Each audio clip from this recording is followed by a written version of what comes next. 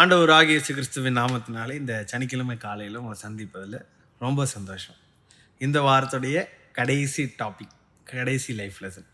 நம்முடைய ஆண்டவர் யார் யாருடைய வாழ்க்கையில் சர்ப்ரைஸ் விசிட் பண்ணார்? ஆபிரகாம், அப்புறம் லோத்து, அப்புறம் ஆகார், மோசே, இப்படின்னு ஒவ்வொரு நாளும் ஒவ்வொரு டாப்பிக்கை நம்ம தியானிச்சுட்டே வரோம். நேற்று பார்த்தோம் 38 வருஷம் பெரும்பாடு உள்ள ஒருத்தருடைய வாழ்க்கையில் சர்ப்ரைஸ் விசிட். நீங்கள் எல்லாம் கேட்குற இந்த வார்த்தையை விசுவாசிக்கிறீங்க நம்புகிறேன். நீங்கள் விசுவாசிக்கிற மாதிரியே உங்களுடைய லைஃப்பில் சர்ப்ரைஸ் விசிட் நடக்குதுன்னு நான் நம்புகிறேன்.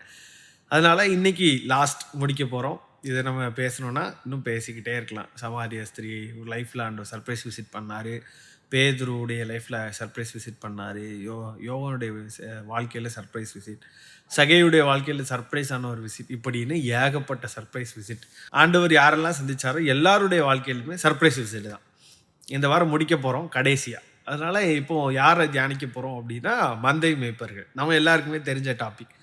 மந்தை மேய்ப்பர்களுடைய லைஃப்பில் என்ன நடந்தது அப்படின்னா, மந்தை மேய்ப்பர்கள் மந்தை மேய்ச்சிட்டு இருந்தாங்க. வானத்திலேருந்து ஒரு வெளிச்சம் உண்டாகி, இதோ உங்களுக்கு ஒரு சந்தோஷத்தை உண்டாக்குகிற ஒரு நற்செய்தியை சொல்லுகிறேன் அப்படின்னு ஒரு சர்ப்ரைஸ் விசிட். அதாவது மேய்ப்பர்களுக்கு மாத்திரமல்ல, உலகத்துக்கே ஒரு பெரிய சர்ப்ரைஸ் விசிட். அப்போது அதுக்கு முன்னாடி 400 வருஷ காலம் இருண்ட காலம். என்னென்னா, பைபிள் கிடையாது, வசனம் கிடையாது, ஜெபம் கிடையாது, எதுவுமே கிடையாது.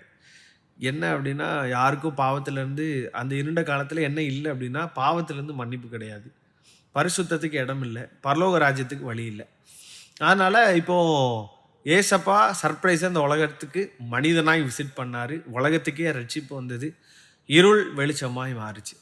இன்றைக்கி இந்த வீடியோவை கேட்டுக்கொண்டு இருக்கிற தேவ பிள்ளையே, நீங்கள் ஒருவேளை பாவத்தில் பீடிக்கப்பட்டிருக்கலாம், இருளின் அதிகாரத்துக்குள்ளே உங்களுடைய வாழ்க்கை இருக்கலாம். இந்த பாவத்திலேருந்து என்னால் விடுதலை பெற முடியலை, இந்த இருள் சூழ்நிலையிலேருந்து என்னால் வெளியே வர முடியலை, சத்துருடைய இந்த போராட்டத்திலேருந்து வெளியே வர முடியலை அப்படின்னு இந்த கண்மலைத்தை என்னை கேட்டுட்ருப்பீங்க அப்படின்னு சொன்னால், உங்களுக்கு சந்தோஷத்தை உண்டாக்குகிற நற்செய்தியை உங்களுக்கு சொல்கிறேன். என்ன அப்படின்னா, உங்களை சர்ப்ரைஸாக விசிட் பண்ண வரப்போகிறவர் உங்கள் பாவத்திலேருந்து உங்களுக்கு விடுதலை தரார். உங்களுடைய இருளிலேருந்து உங்களுக்கு இருளின் வாழ்க்கையிலேருந்து உங்களுக்கு விடுதலை.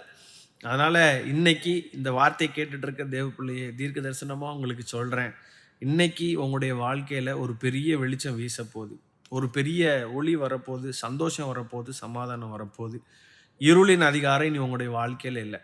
நாம் இருளுக்கு உள்ளானவர்கள் அல்லவே, நாம் வெளிச்சத்தின் பிள்ளைகளாக இருக்கிறோம். ஒருவேளை ஏசப்பாவை ஏற்றுக்கொள்ளாது இருப்பீங்க அப்படின்னு சொன்னால், இன்றைக்கி நாங்கள் சொல்கிற இந்த ஏசப்பாவை ஏற்றுக்கொள்ளுங்க. உங்களுடைய இருதயத்தில் ஆண்டவரை நோக்கி கூப்பிடுங்க. உங்களுடைய இருள் மாறும், உங்களுடைய சாபம் மாறும், உங்களுடைய பாவத்திலிருந்து ஆண்டவர் விடுதலை தந்து உங்களுடைய வாழ்க்கையில் ஆசீர்வாதத்தை, மகிமையான காரியத்தை செய்ய போகிறாரு. வாரத்துடைய இந்த கடைசி நாளில் உலகத்தை சர்ப்ரைஸாக விசிட் பண்ண வந்த ஆண்டவர் எப்படி பாவ மன்னிப்பு தந்தாரோ, நன்மை செய்தாரோ, எல்லாருடைய வாழ்க்கையிலும் நன்மை செய்கிறவராய் சுற்றி திரிந்தாரோ, அதே மாதிரி பாவத்திலிருந்து விடுதலை, இருளிலிருந்து விடுதலை, உங்களுக்கு நன்மை செய்கிறவராய் இன்றைக்கி உங்களை சந்திக்க வர்றார். ரெடியாக இருங்க. God bless you.